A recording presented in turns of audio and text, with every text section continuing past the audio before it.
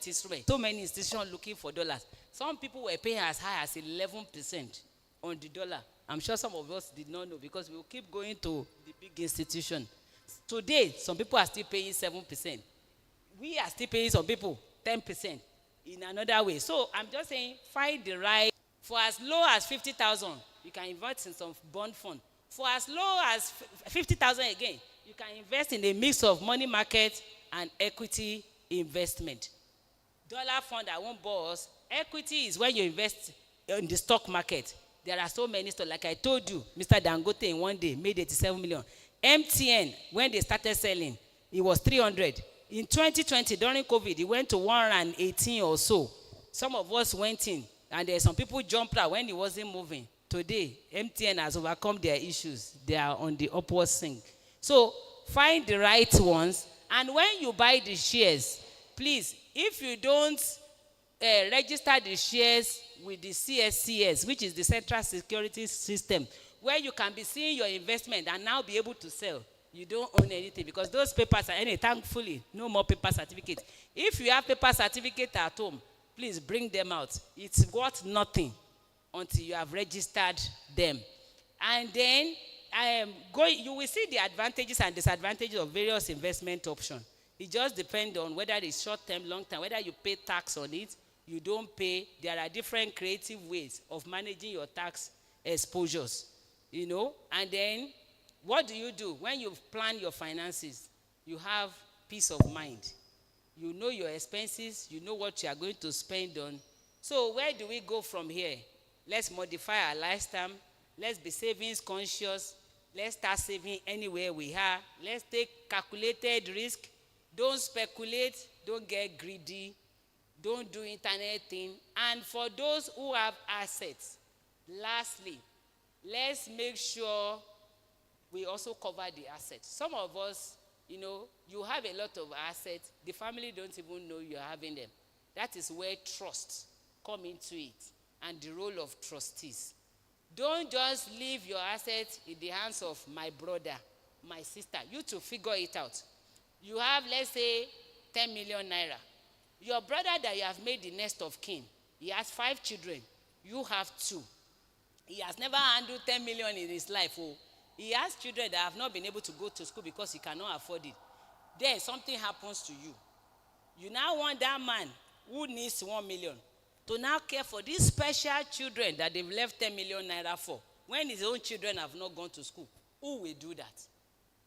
So make sure when you buy asset, you find a trustee. A trustee is somebody who has a fiduciary interest, that sanctity of trust, to protect your interest, whether you are there or not, and to protect the interest of your stated beneficiaries. I know people don't think about death or so, but there are also living trusts which you do while you are alive. You can say, out of my investment, 40% of it, please let me put it in place for my children's school fees. Do this while I manage the 60%. You can still give instruction. And then the testamentary trust is when it becomes operational when the person is dead. But what happens is that in testamentary will, it means that assuming the children have not come of age, how do you give a luxury apartment, a yacht, an aeroplane to a 25-year-old daughter or son? You have already set the child up for future, a life of drug addiction, depression, because what you have left for him is more than what he can cope. When you do testamentary trust, they modify it. You can say 1,000 comes into the hand of the child when they get to this level. They cannot have access to the estate until they are turned 30 or 40 or 50. And we've had instances where people have been ill, gravely ill. They made, even under a trust arrangement, they make their children next of kin. And then we are saying to the children, oh, he's ill, but we can find him help in this hospital. Can we take him there? The child is saying, no, we don't want to waste. They've said there is no hope. We don't want to spend whatever is left on him. This happened to a client that I know, and the son refused to take care of him because he thought the cancer was terminal. But the trust came in and said, no, our duty to this person is that we will take care of him till the end. If you, and then in this instance, he has his own private lawyer. But the lawyer and the son, plus the madam, they've connived and said they should preserve whatever is left of the estate. But the trust came into it and said, no, we will spend whatever is left and we will recover our money from the estate. This man that was left for dead, we took him to some place in this world. That cancer was treated. He returned on his 2 feet. What did you think he did as he came back? The first thing he did was pull out that boy from the trust. Yes, but God gave him a chance. How many were not given second chances or third chances? So don't let's say, oh, I only have one property, I only have 2. Outside of your lawyer, and then some of those are lawyers. They are just lawyers. They put everything in one cubicle. Even the people working in their chambers don't know what they are doing with you. And they are not automated. Most of our lawyers, you to go and look at your lawyer or look at them. And there's something happens to the lawyer, something happens to you. It has happened before. The man died, the lawyer followed him a month after. And we were searching through his office to find where the will was. And we asked everybody in his chamber. I said, no, God does his thing by himself. So if there had been a trust in between, at least the trustee will step forward and say, no, I know this one. So you don't have to jettison your lawyer. But have a trustee. The trustees are professional. So because they are professional, they are bound by the regulation of their industry. They will protect you. Whether you are young, you are old, you don't have children, still do one. As you get more assets, you can add it. That is a living trust. Don't wait till it's too late. And death is certain. So let nobody be scared of it. It will come when it will come. That's what Shakespeare said. So if we know it will come when it will come, why don't we do the bit that we can do so that we don't embarrass our children? We don't give them a certain level of lifestyle. And then something happens to us and we throw their life overboard. They can't even cope. So, I just talked about trust and, I'm available for further comments. But that is the better. So let's maximize whatever God has given us. Imperative. Now, returning to our foundation, what should we do? Number 1, we trust in the Lord. Like he said in Proverbs, trust in the Lord with everything. He will show us which part to dig. And then you have to be at your best. What is in your hand? What has God placed in your hand? Like Elijah said to the widow, what do you have? She didn't even know that the oil she had in her house is something that will bring liberation to her family. So what do you have that you are not using right now? Let's maximize the potential. And I know the Lord God will help us. Thank you all. God bless you.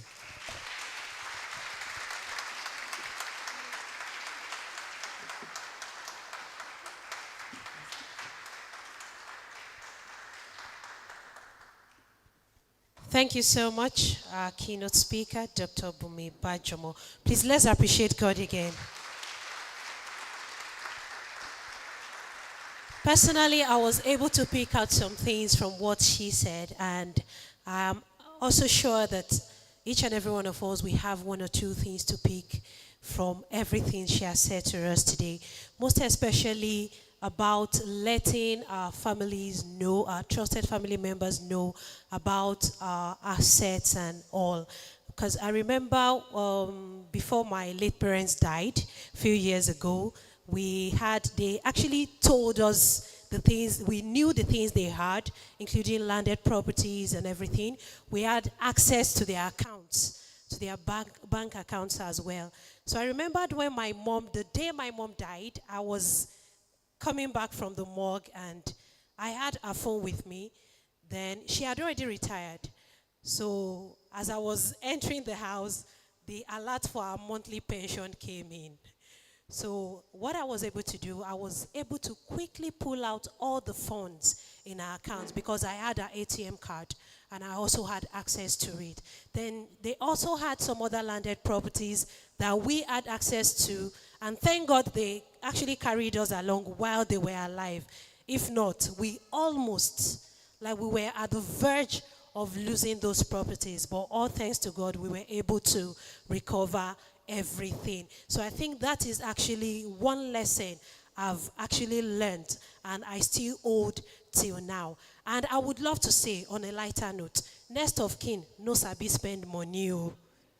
Next of kin no sabi what?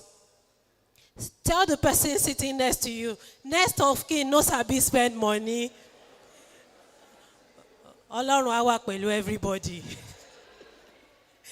Moving forward, one of our panelists I would love to introduce right about now is the Chief Executive Officer of Beckly Consulting Limited, a firm specializing in learning and developing solutions, outsourced labor management, human resource advisory services, and cost-effective back-office support in accounting, taxation, and people management for small and medium enterprises, SMEs.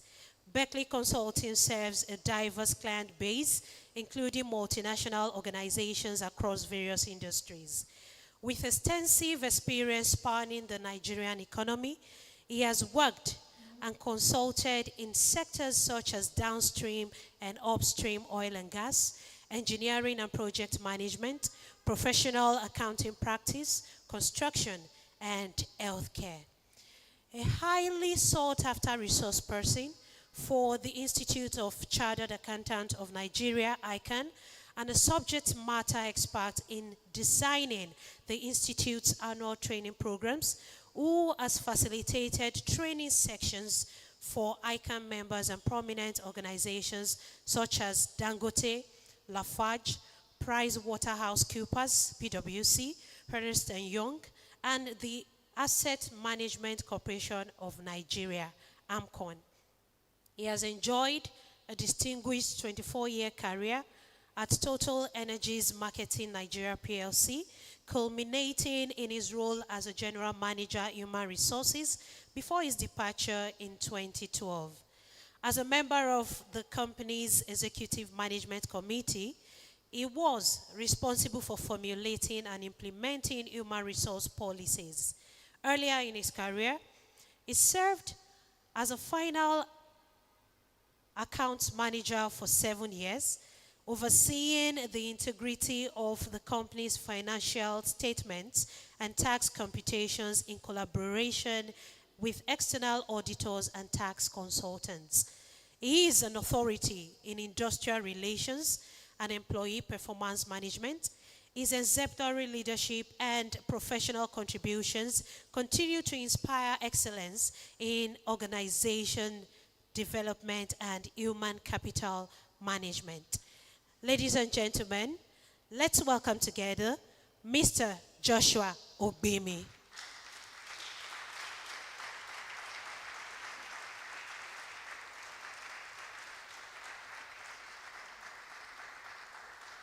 We can make it louder.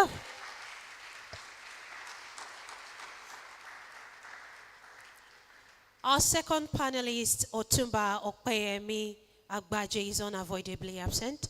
And so I would love to invite again our keynote speaker to join us for the panel session.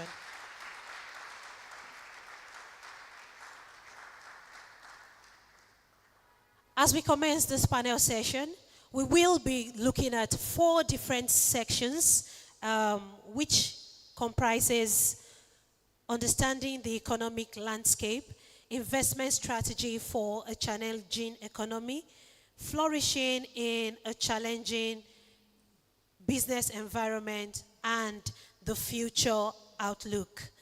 So please, let's get our questions ready, as we promise that this session will be inspiring, and please let's also make it highly participatory. God bless you all in Jesus' name.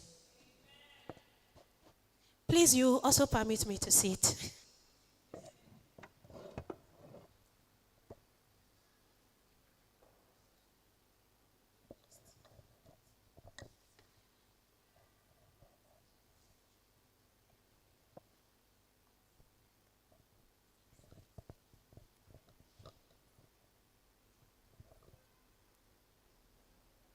With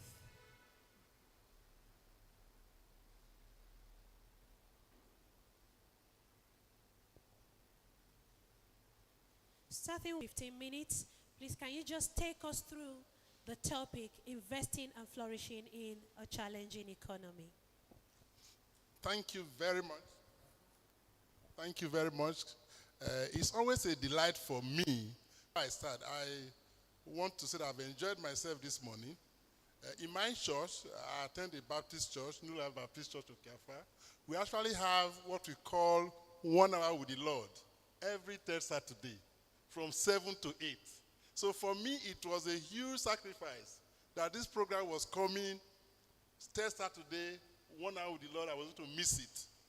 Well, because I have been contacted a long time ago, I had no choice but, okay, this morning I told my wife, I can't be with you.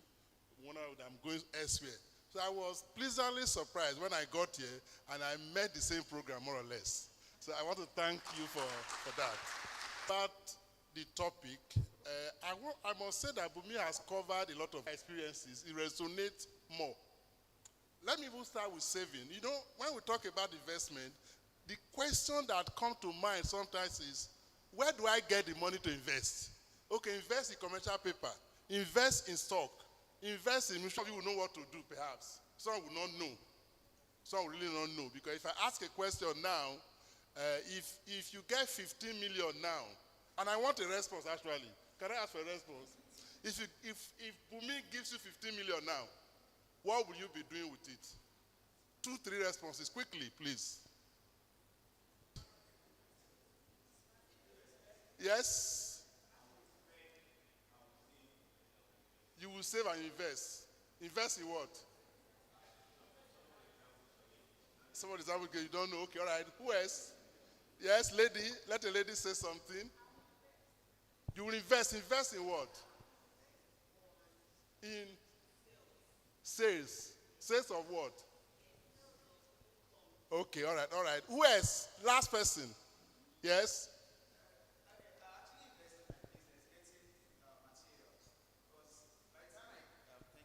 By the time I invest in my business, if I'm getting to do a decoration now, when I get myself a contract. 15 million. You've not tried to use 15 million.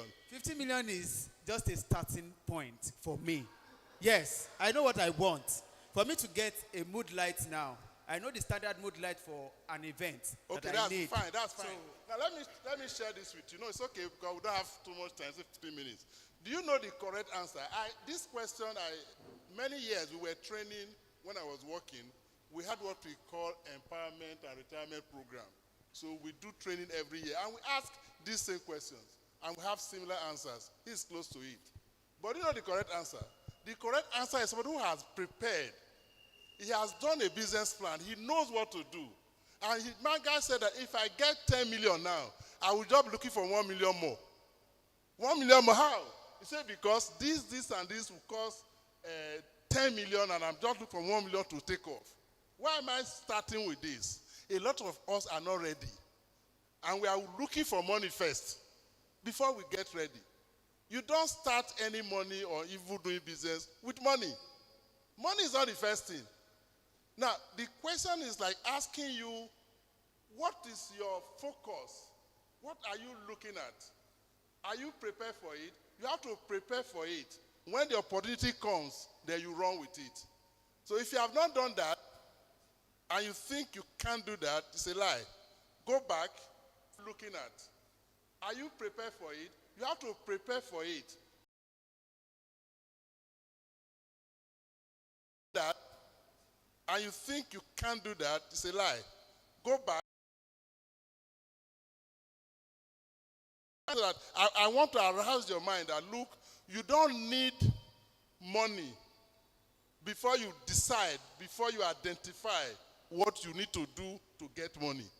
Because you cannot invest if you don't have money. Number 2, I told you, I've just been emphasizing what he said. Savings. You must save to be able to invest. The Bible even encourages it. You understand, you have to save to get money. But the question is, like she rightly said, my salary is 100,000. It is not enough to meet my needs. How can I save? And I know several workers. Before the end of the month, they have borrowed the salary. They take salary advance, they take that. So the money is really finished before it is end. As they get the salary, by the time you pay back, the money is gone. And you ask that kind of person to save. What will be his response? He say he cannot save, isn't it? But let me tell you this. As many of you that are working in good places, where you have pension, where the company takes 8% of your salary as pension, do you feel it?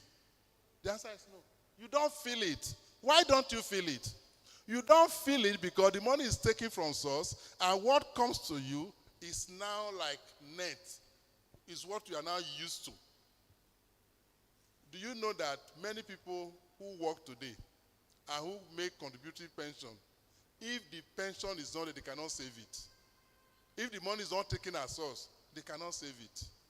They will spend it because there's always a lot to spend, which is why the slogan is save and spend the rest, not spend and save the rest. Many of us want to spend and look for what is left to save. You can't get it right like that because there will always be a lot of things to spend on. So at the end of the day, you spend the whole money and you save nothing. But if you earn 200 naira in a month and you decide, it's a decision, to save 20 naira, which is 10%, you are left with 180. Now the 200 may not be sufficient to meet your needs originally, but now you have removed 20 and you are left with 180. Do you know that psychologically you are going to walk around the 180? Because that is what is available to you. You're going to walk around it. And for ladies, if you mean buying things in bulk, going to the market, not do some things, you just be looking for avenue to make additional money to survive because the 20 naira has been taken away and you're now used to the net that comes to you. What does that suggest? Everybody can save. So if you have no savings yet, you are not saving, you are not doing the right thing. It cannot be because your salary is not enough. That's why you cannot save. The next level to saving, today, you save to invest. You don't keep your money in the bank. Apology to bankers. I encourage my clients, don't keep your money in fixed deposit. The return is so low. Do you know that the mutual fund she talked about, some can take as little as 5,000. 5,000 naira a month. So why would I bother myself to put my money in the savings account? I won't use it for 2-3 months. Or in the fixed deposit, I'm going to give some crazy interest of 5. You know bankers, when you give them money, they give 5%. When you want to borrow from them, they tell you it's 36%. You know that's what they do. That's what they do. So when you are saving, the saving we are encouraging is not saving in your bank account. It's saving to invest. You have an arrangement to a mutual fund. Every month you save 5,000 with them. Some will take as little as 2,000. That kind of, if you continue like that for 2-3 years, you'll be surprised what your money will be. Because they use compounding, they compound interest. You put 5,000, like Riley said, your 5,000 is aggregated with billions of naira. And with that billion, they are able to attract good interest rate, which you benefit from. So you can simply start. You want to invest, you start from saving. You start by saving the little amount you can. Don't keep it in the bank. Don't give it to anybody to hold. Give it to a mutual for any investor that can add value to that you're saving. So over time, you get more money to save. Thirdly, today, borrowing is tough. If you want to go into business, you want to make money, the banks are not your friends if you are just starting. They are not. You can't blame them too much because the money they have is people's money. People's money, so they can't gamble with it. If they are not so sure you can pay back, they don't trust your character. They don't trust your experience. They don't see what you have done before. They won't give you. Which is why talking about investing for everyone must start with saving. You must start with what? Saving. Because you're likely going to be investing your own money. And you cannot get your own money from other people. You have to learn how to save to invest. And as you save to invest, know that you need a lot of knowledge. You need a lot of knowledge. Don't forget that even if I look 4028 or so, who will build a house without first of all counting the cost? It means that whatever you have to plan it. Planning is biblical, it's scriptural. That whatever you are doing, you must count the cost and plan it before you even start. Number 4. For me, the starting point, which also mentioned, is who are you? What is your personality? Do you know that God has given all of us some talents, some gifts? Everyone. There's no exception. And different gifts. Your gift may not be my gift, but it is your duty to discover your own gift. It's not my duty to show it to you. You have a responsibility. And as a matter of fact, I like the saying that don't blame anybody for anything. Whatever you become or whatever you are is largely a function of your own actions, not because of other people. That you are here, you are not being promoted at work because your boss does not like you. You are here, there is no job. All of them, no one is exempted. They're all excuses. Because when you blame another person, blame another authority, blame a government agency, you lose the power to make effort to change. Automatically, you just give it out to them that is the cause of my problem. And so I won't do anything. No. In this economy where there's so much unemployment, people are still being recruited. People are still being employed. In fact, last month we did some recruitment. Some people believe make it in Nigeria. It's a fixed mindset. It's not correct. It's not correct. Yes, connection, networking may be helpful, but that's not the end of life. A lot of things can be achieved within your own power. You know, they say that if you think you can, you are right. It's not a popular saying. And if you think you cannot, you're also right. So the ball is in your court. So today, for me, the topic we are treating is essentially in your court. If you want to invest, if you want to flourish, it is for you to decide. Who are you? What's your personality? What do you like doing? What gift has God given unto you? She mentioned the fact that if you know how to sing, sing and make money with it. If you know how to write, write and make money with it. We interviewed a young lady, sometimes about 2 years. The lady talks a lot. And I was not to hire her. She talks so much. But one of my staff said, no, this could be an asset. You see, one man's meat is another man's poison. So this could be an asset. And we hired her. And today she's my best staff. When she relates with clients, when she does interview, everybody calls me to commend her. The way she talks, they like her. So look inward. What is in you that you think you enjoy doing? What experience have you had in life? What do you like doing? What training? Because it's not every business that is meant for everybody. Clear? It's not because Mr. A is doing well, then you want to copy Mr. A. I told somebody in one forum, where I talked to market people actually, and then they were telling stories of people selling tomatoes, selling this, selling that. And I told them that it's not everybody that can sell tomatoes. There are some people, the sight of rotting tomatoes is very disgusting to them. And they cannot sell tomatoes. So you must discover your own self. What is good for you? That's what you should go into. But you can't do all this if you don't have a proper objective of what you want to do. So to start with, in my view, this morning, sit down. What do you want? What do you want to become? What do you want to have? When you have talked about like Shirley said, I want to earn 10,000 naira or let's say 2 million a month as salary, and I'm earning 100,000 now. It looks impossible, isn't it? But is it impossible? No. The answer is no. What does it mean? If you want to earn 2 million naira and you're earning 100,000, what do you need to do? You need to figure out what you need to do. You need to do further courses, further training, change your attitude, change things. You just need to work it out. Once you have your personal objectives set out for you, then look at your personality, what you like, what you don't like, your experience. Then you can launch out into looking for a solution to problem. Do you know that when I saw the topic, really, I said, wow, this challenging period should be opportunity for more businesses. Why? The more challenges, the more opportunities that there can be. So which means that we should be lucky in Nigeria.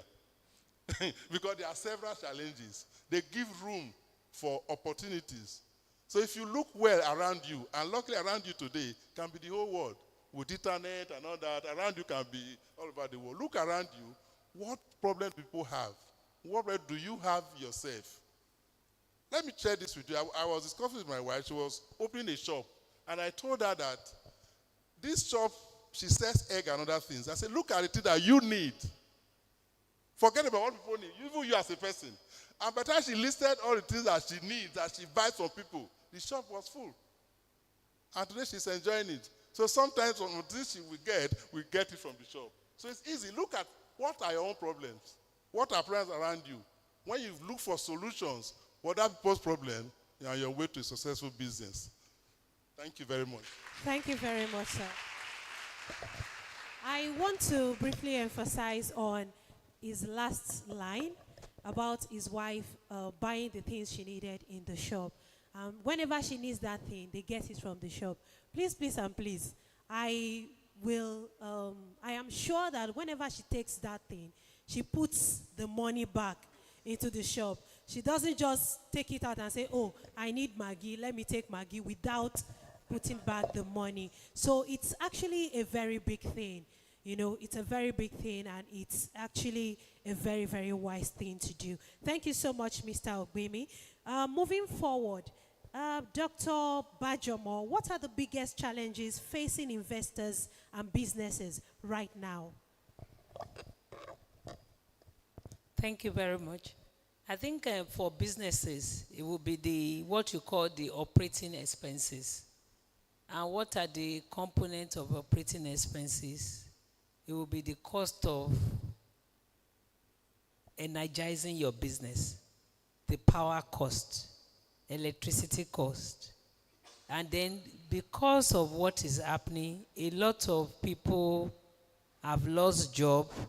So depending on the businesses, the purchasing power of the citizen, what each person's salary can buy, has reduced. So now that people have less, and then they have more outlays to spend on, then like we are advising here, everybody is prioritizing what they buy, what they acquire. So it's not a buoyant economy right now. So even if you are an FMCG seller, you are selling milk in sachet, you are selling Ovaltine, you are selling sugar, because the cost of those things have gone up and people's salaries have not increased. Yes, they said they've increased the salaries of civil servants, but how many people have gotten those increases? And where the increases have even come, they have not kept pace with the inflationary level. So before now, let's say 5 years ago, in fact, what's 5 years? About 3 years ago, a carton of Indomie was 2,200. Sometimes last year, that same Indomie was selling for 11,000. So maybe as of now, it has moderated to 8,000. For somebody earning 60,000 per month, cost of transportation is now maybe 50% of what he takes home. Then he has to pay children's school fees. How much is left for Indomie? So instead of buying a carton of Indomie, we will buy maybe 10 packs of Indomie as against the 30 that you used to buy before. The children that used to eat Indomie round the clock, you have to moderate them and tell them, okay, eat 4. You cannot have as many as you want anymore. So for a business manufacturing that, yes, the price has gone up, but the quantity they sell has reduced. So that impacts what they earn as well. And then outside of that, there is insecurity in Nigeria as well. So before now, you could sell your goods across the country without fearing who travels where and what. Right now, it seems like we've reduced the country to about 75% or 50% of its actual space because some areas are not accessible. So things that you will have sold at the Niger border, you will have sold in Maiduguri, you will have sold in Katsina, you will have sold in Borno, Benue. Because you are not going there again, those things have to find the underground channel to get there. So you've left some of your sales.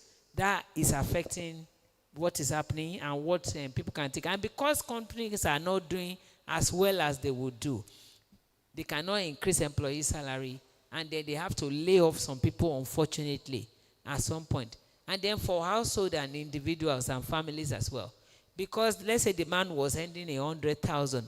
100,000 before could feed a father, mother, and 3 children. Unfortunately or fortunately, there's another gift. The 4th child has come. It's still 100,000. So how do you cope?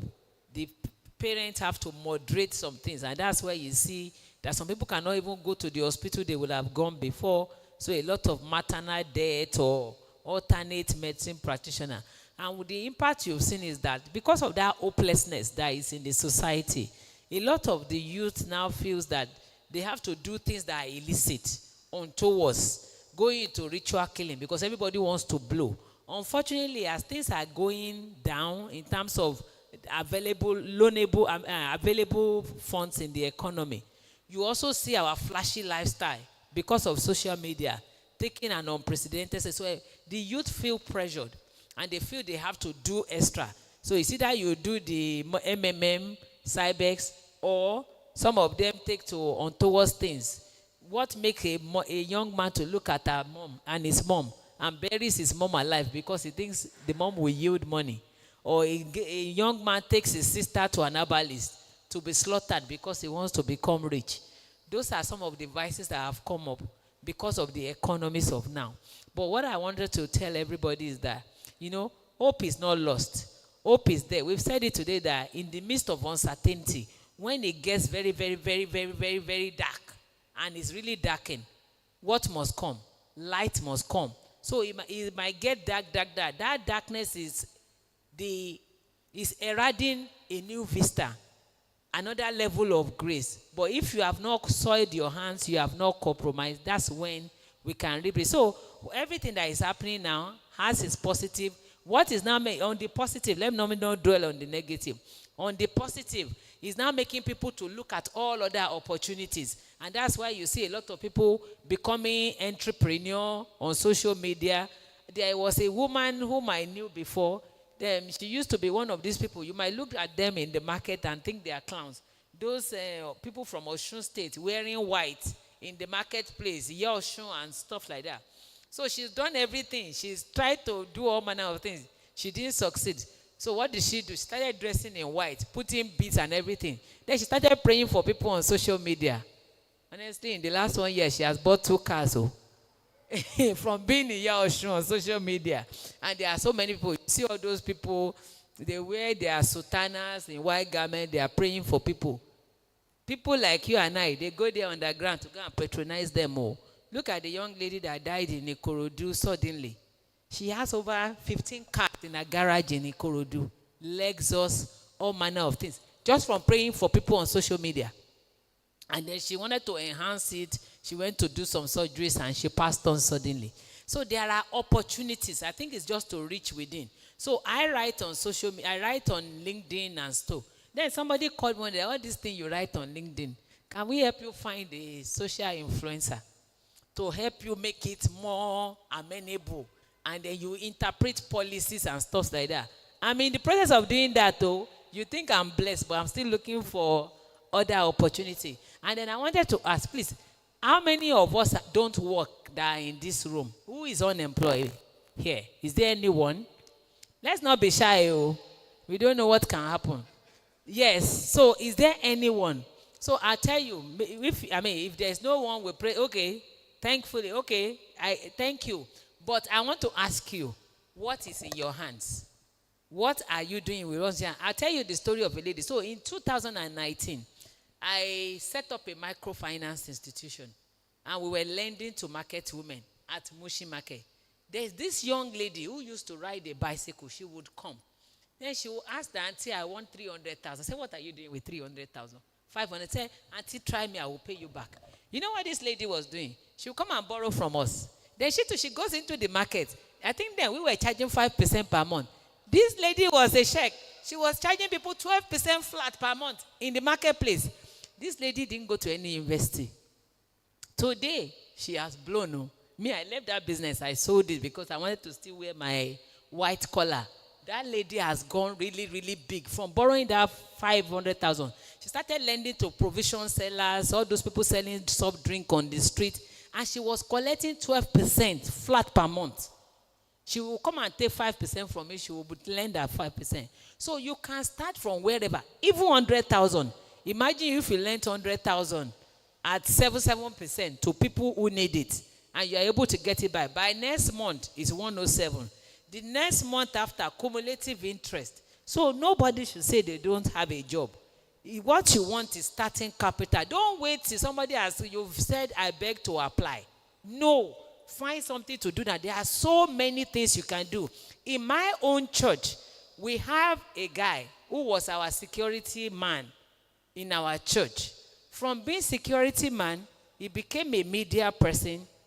2 Sundays ago, he was doing Thanksgiving. He's now a graduate. He came in from the north as a security man. So he's now going to be sitting in the office. Some of the people he met in the church that he was doing yes sir too, they are still in the market looking for a job. Oh. He has social media. He is a media man. Somebody, in fact, I opted that I was going to help him find a job somewhere. So let's not say I don't have a job. What can you do? If you know what to do, like he said, bring the plan. It will be financed. And I'm putting my hands up for that person. If you have something you want to do, bring it forward. We will finance. Reverend can find me. You can find him. Nobody should be unemployed. Thank you very much. Thank you so much, Dr. Bajomo. Talking about what is in our hands, we also have our fears, the same way we have what we have in our hands. We have our fears of how to use these things. So what are some common misconceptions people have about investing during any economic uncertainty? Mr. Joshua.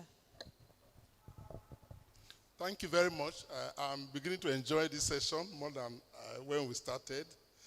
I like the way she put it, who is unemployed, and only one person. So that means that every other person is either employed or in a good business. I hope we are right to assume this position. Now, if you are unemployed, like that guy, the encouragement is that find something to do. And she said it again, and I said also that money is not the first thing to look at when you want to start a business. It is not. It's a misconception to think that it's because I have no money that I'm not able to do anything. Nobody to help me, no uncle, no brother, no this. That's why I'm here. No, that is wrong. Money is not the first thing. Do a proper plan that is realistic, that can pay itself back. You will find people who will fund it. You don't need money to do it. Just research your passion, your interest, put it together. Do you know that, I think it has ended now, Dangote for, no, not that, Elumelu, for 10 years was giving out money in dollars. And young people, some are not getting it.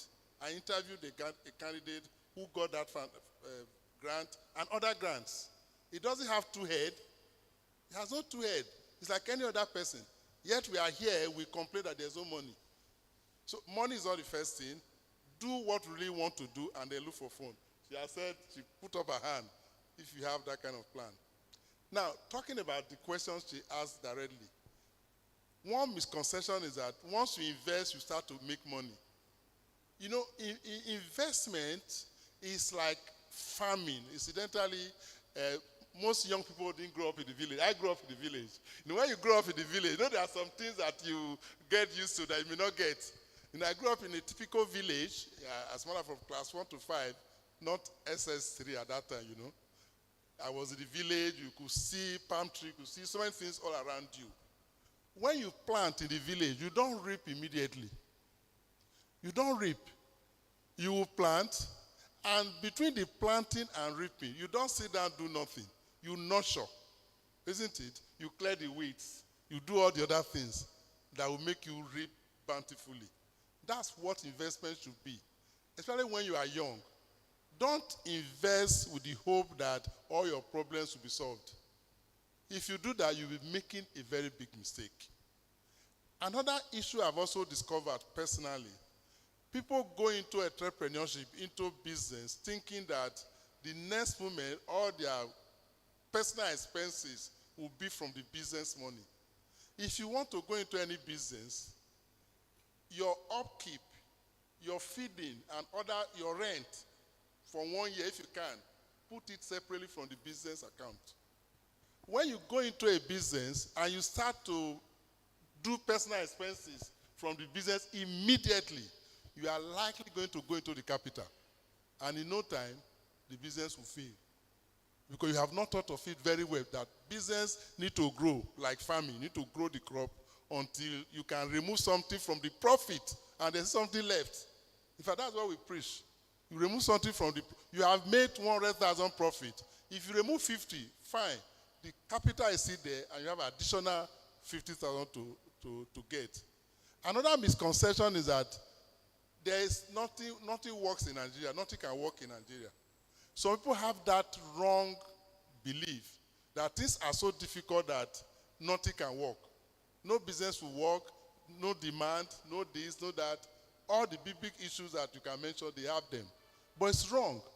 The thing is that succeeding in this climate is a personal thing. It's very personal. It depends on you. That is why the same reason, the same forest that went up, the same cost of electricity that went up, cost of this that went up, because of these three difficulties. Some people are in money. Can you imagine? Some people are in money. They found opportunities in these difficulties and were able to make money out of it.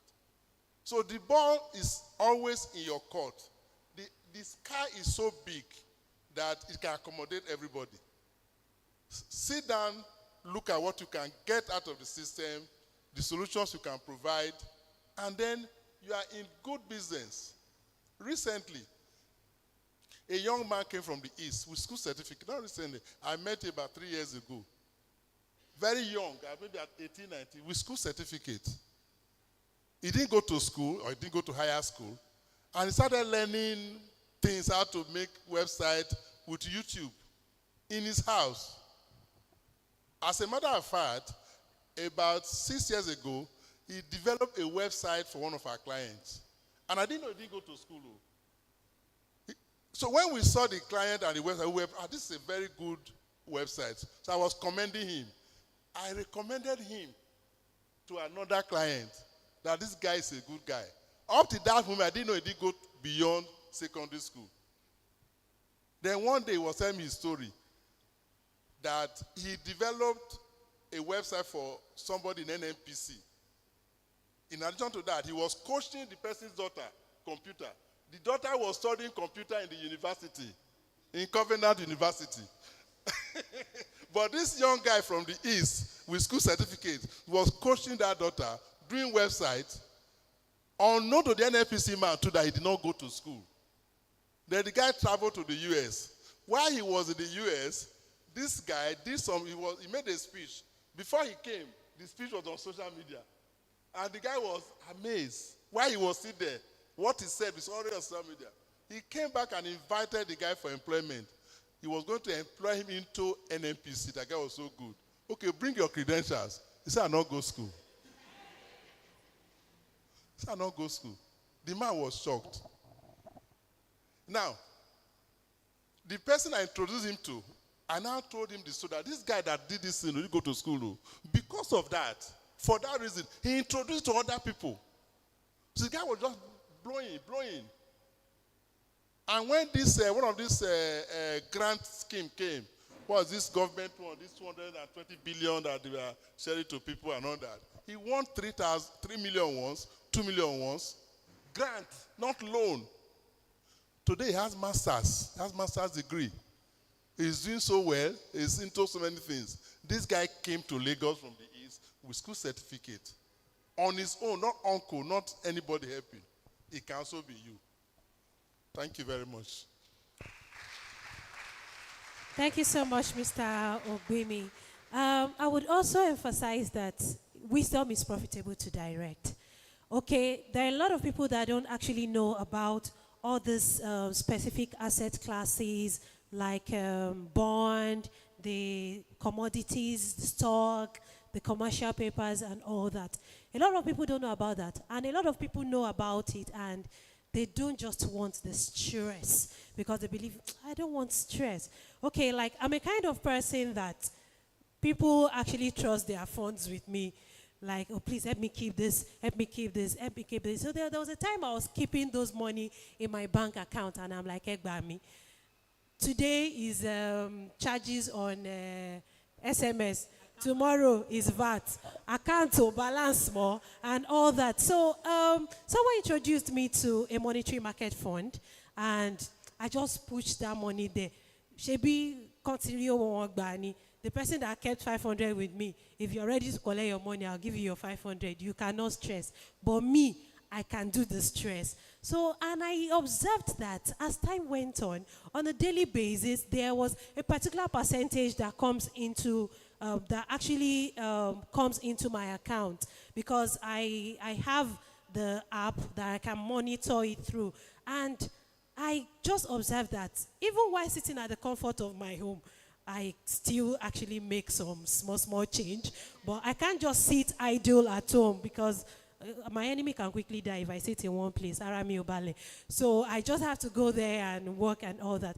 What I'm trying to say in essence is that, Dr. Bunmi Agbaje, can you share your thoughts on value investing and growth investing in the current market? And how can investors balance the desire for growth with the need for capital preservation?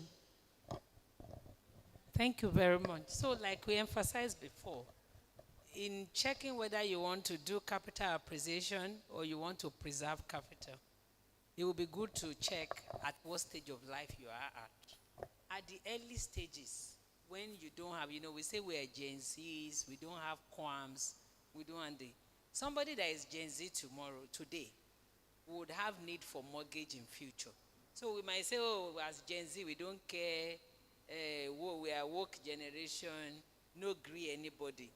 But what I would say is that at the earlier stages, when there are no strict obligations or pressing obligation on you, that is the best time to do all of the speculative investment.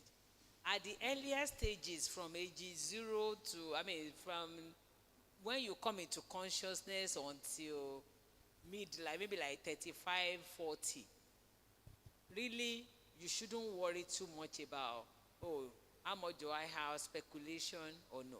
You should actually do a bit more of the risky asset. But like I say, have a balanced portfolio. So in the early stage, you do a lot more speculative, like equity. In equity, there's no capital preservation. Because let me use an example of Union Bank. When I came into consciousness investing in Union Bank, I think around 2001, I invested in Union Bank. Union Bank then was sold for 40 naira. I will never forget. In those times, we used to say the steadiest of stock would be Firstbank, Union Bank. I can't remember the third bank.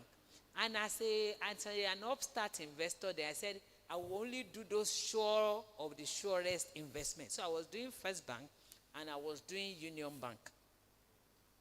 And, things happen along the line. Union Bank went to 4 naira. So I remember then, I think I bought 1 million worth of Union Bank with my bonus. I was working in an investment bank then. And, I'd done all the right things. I invested everything. And I bought 1 million worth of Union Bank shares. So 40 million then became 2 million.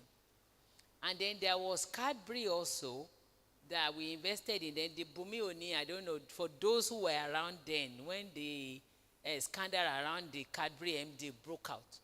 Cadbury went from a high value stock to nothing. And people lost a lot of money. There was also the instances of people borrowing when the market was on the upbeat in 2008, 2007, before the global financial crisis, and after it. When the global financial crisis was happening, it didn't affect Nigeria. It seemed we were immune. But when it went round, it came back to Nigeria. And people who borrowed to buy stock, a lot of people lost their shirt. I had a boss in the office who was in private banking, wealth management. She had bought stock. She had to sell her UPDC estate property to pay back the bank that she works for because there were margin calls. So things can go wrong even with the best of intention, even with the best of expertise. The best is, number one, ability to wait it out. So I said the Union Bank shares, I was never going to sell them all. My children's generation will reap them. I was not going to sell at those low prices. The same thing happened with Ohando. For those who bought Ohando, I bought Ohando and something. Ohando went as low. They even did the right issue at, was it 42 naira and 27 naira. So those are the ones that have gone bad. Some others have gone really well and they've made billionaires of people. So at the earliest stage, you can still make your mistake. I made my mistake, but it didn't consume me. First, because I did not borrow to buy the shares. I was using my own funds. So if you have to borrow wisely to make an investment, if it's your own, the worst that can happen is that you assume you don't have those things. You continue life you were just as if we were just starting. But so that is in making speculation. For capital preservation, if you know you have to pay school fees, don't be like those people who use Saviours to want to reflate their and salary and school fees that their parents have given them. They went to invest in dollar funds with MBA Forex, their school fees, and then they lost. And then they lost their school fees on the ground of speculation. So know what your needs are and then invest on that basis. And another thing I would say in terms of preservation, let there be reputation preservation as well. Don't think that you are young now. You will go to one microfinance institution or one money lender. You go and borrow. Then you default. Interest is accruing. You think you have escaped. The day you become somebody, the day your name is mentioned and you have something that to lose, they will come for you. Nobody is forgotten. Now the central bank has brought out a global standing instruction. Even if you default somewhere and you go elsewhere, the day you are found, the bank has a right over everything that your current bank will not be able to say no to. So don't borrow with the mind of defaulting. Don't compromise your integrity. You can borrow, but please have the honor to repay it. Don't borrow to go and blow.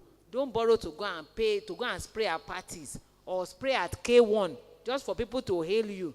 They will hail you, they will forget. Have you seen people pay tithe on stolen funds? They are calling the pastor, come and refund my tax. Don't let that be your portion. But in terms of investment, like he said, start where you are. Start from now. That 1,000, that mustard seed, with grace, it will become something that is like an oak tree in future. So we preserve capital, we take necessary risk, but we are not reckless. And we make sure we keep our integrity intact. Because if you have your integrity intact, when you have a good business idea, you can stand before anywhere and borrow or let them invest in you. Don't go and take grants and you default on the terms of the grant. Don't say you are taking grant to export something to America. Then you divert the grant. You take it from US Embassy. You go and use it in European Union. Look at the king that went to do something in the US. The day his name was mentioned, they found him out. He's going to jail. Look at the young entrepreneur that we're saying is the toast of under 30. I've forgotten his name now. He's languishing in US jail. Let's not soil our hands. Let's maintain probity. Let's maintain integrity. We invest with grace. We reap the return in grace and with great poise. And then doors can begin to open. If you have business ideas, pitch it to the right people. There are funds available. As part of my own function, we deal with a lot of DFIs and financial institutions. There is no shortage of DFIs that are looking for good business venture to invest in. There are some people in paid employment because they don't have time to also do investment. They are looking for good business opportunity, good business ideas where they can pitch their attempt to, so that when you become big, so that when you blow, they will become shareholders and they will call for dividend and returns.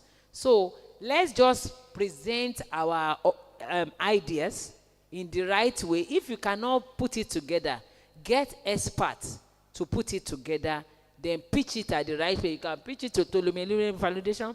You can pitch it to several other initiatives and through several medias, and the right person will find you. And if you have a talent, don't bury it. If you can sing, sing on social media, post it there. Someday you found people who were just found on social media. Thames was just found by Don Jazzy on social media. Ayara, it was the same thing. She did a demo, she recorded it, and somebody listened to it, and she came to Light Night. Today, she's won the Grammy. Thank you. Thank you so much, Dr. Bajomo.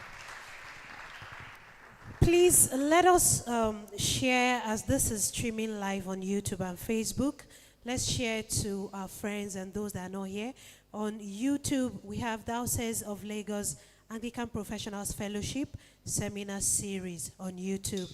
And on Facebook as well, we have it on the Anglican Professional Fellowships. We'll be having the general session in less than 5 minutes, as I take this last one to Mr. Joshua Ogbimi. Okay, I wanted to make a few comments, really. If I were on that side with what you said, I will grab it, and in no time you see many applications and all that. But what I want to add is, as children of God, let us also be conscious of our personal brand. What do we stand for? What stands us out? You know, the Bible says that whatever you do it as if it is unto the Lord. You may be working in your office. Nobody may be looking at you. But let your integrity find you out.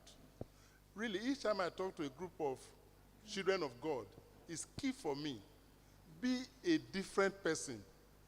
One of the reasons why people don't find help is lack of integrity. They are not sure of the people. Whatever you do, if you are in the market, if you are at work, let it be known that you will not cut corners. You will not do some things that other people will do. Do it as if you are doing it for God, because, you know, God sees everything. And the highest test of integrity is to behave properly, even when you know that nobody will see you. Somebody once jokingly said, there are a lot of people, I don't want to believe they are here. If they find themselves in positions of authority where they have control over money, they may do worse than the people that we cry about today. Don't let us be like them. Let's stay on our lane as children of God. Know that God is seeing everything you are doing wherever you are. So be conscious of it. Let your integrity stand. Let it be known for something. Why can't it be that, okay, if we are looking for the truth, we ask him because we know that he's always truthful. Praise the Lord. Thank you so much, Mr. Joshua Ogbimi. So we have this one before we throw it out to throw the session out to the audience. How important is it for businesses to adapt their business models in response to economic shift? Then can you please give examples of successful pivots? Let me just start with a practical example. There was a young man who was into soap manufacturing. He was trending, he was doing very well. And as a matter of fact, what did he do? He attended Faith Foundation. Faith Foundation is an entrepreneurship organization, very popular. He went to Faith Foundation to attend their seminar and had a can of his product. That's all he did. He just held it and wore the t-shirt. He didn't talk to anybody. At the end of the program, a lady walked to him. Are you marketing this product? He said, no, I'm not marketing it. I'm the producer. You are the producer? Wow. From there was discussion, and he got a loan of 3.5 million to produce the soap. After that, he launched into big production. In fact, Lapo then was his major distributor. The Lapo Microfinance, the big Lapo. They would come with trailers. The Lapo was in Benin there to Lagos to carry all that soap. He was doing well. When COVID came, you know, COVID now came, and he had a factory, not very big and all that. What did he do? Because with COVID, or in fact, with the dynamism of the economy, there is what we call shifting demand. Demand is shifting from one kind of thing to another. This guy converted his factory to hand sanitizer. It just shifted because the demand for hand sanitizer became what was in vogue. But he noticed that with little modification, he could also produce sanitizers, which everybody was going for. He just migrated from soap to hand sanitizer, and he was in big business. You know, so when you are in business, you are not fixated on your product. You are looking at the customer, which is why what we say today, when you are marketing your product, look at it from the point of view of the customer. What is the customer value proposition? What is the customer getting from the product? So this guy was wise. He knew that what the customer needed was no longer the soap, but something else, and he just shifted. So it makes sense to be conscious of the fact that the economy is changing, the environment is complex, and you need to be constantly focused on what is trending, what is new. Today, for instance, if you're a young person, in fact, even old people like us, if you're not interested in AI, you may be left behind. This wasn't so 5 years ago, isn't it? But today, we send people on courses for AI in the office because we want everybody to belong. AI is said, some people are even afraid that AI will take people's job, isn't it? But it's those who cannot use AI that their jobs will be taken. So if you don't understand AI and you remain where you are and you don't train yourself, you don't get educated on it, of course you'll be left behind. So everything is changing, and so we must be willing to change with the environment, with the economy. Some things that were happening yesterday may not be happening today. Today, for instance, because of the high cost of energy, solar is now in vogue, isn't it? So somebody who was not even into solar before, who was into generator and all that, and diesel and all that, suddenly realized that, look, the diesel business is not moving as before again. Electricity is still a problem, and it's moving into solar. Shifting demand. Because this is what is now in vogue, what people now want. And it's shifted from generators to solar panel, solar battery, and all that. And it's doing well. So a business person or an entrepreneur cannot just be fixed on a particular product. You must be fixed on what the customers, what the audience need, what the market need. It's what the market needs that drive what you want to produce, that drive what you want to do. Not what you like, not what is fanciful to you, not what is beautiful in your sight, but what the customer wants. So if you have a product that is so beautiful, you promote it with the aesthetics, with the beauty, and whatever, you are missing the point. You must promote your product with what is the need for the customer. What would he benefit from it? Thank you very much. Thank you so much, Mr. Ogbimi. He talked about leveraging technology and innovation to gain a competitive edge in a challenging market. And that is making use of artificial intelligence via system 2 thinking, which means that thinking ahead. Because if we use a system 1 kind of thinking, of course, AI can actually replace our effort in whatever company or organization we find ourselves. So system 2 thinking is very important, just as Mr. Joshua Ogbimi said. Thank you so much. Please, a round of applause for them. So right now, we'll be throwing it out to you all. Do we have questions? I'm sure we have questions before we move forward. Do we have questions for them? Questions on how, on some key strategies we can employ, not just to survive, but to thrive in this challenging economy. Questions that apply to our businesses. Okay, yes. Please, can someone help us with the microphone?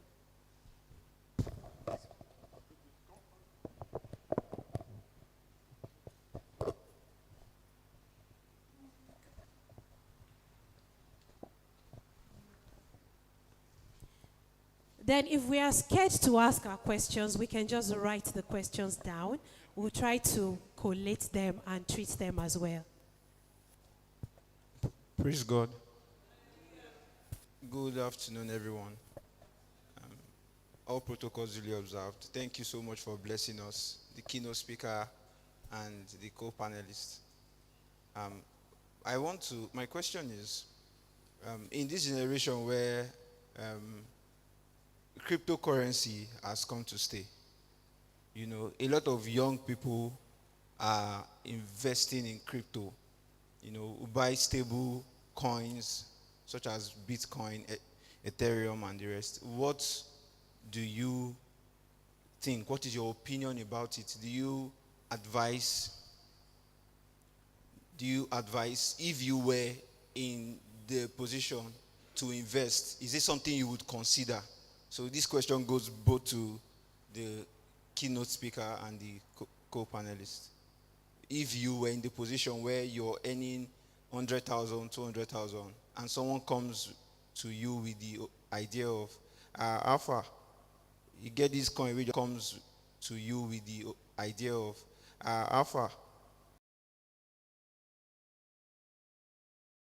Just starting, so